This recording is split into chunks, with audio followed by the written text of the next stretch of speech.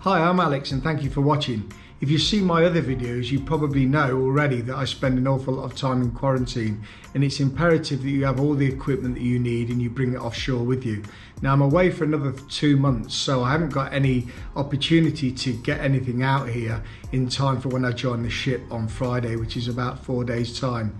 Now I've forgotten my Fitbit charger, so if you're interested in seeing how I make an emergency Fitbit charger using some items that I've got in my travel bag, keep watching. Or if you're interested in a snapshot of what it's like to be in a quarantine hotel, keep watching too. Thank you.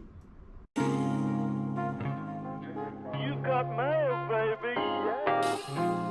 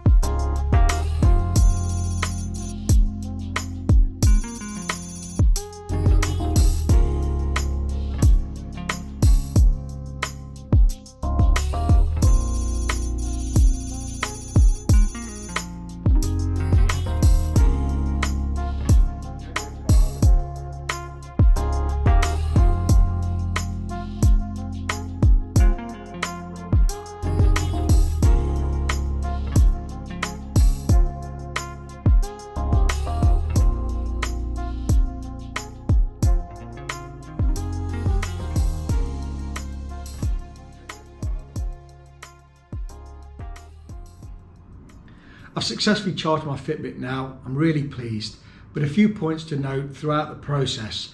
First of all, it's the two external connections on the back of the Fitbit that you'll be using for the 5-volt DC charge. The central connection on the back of the watch is for data only.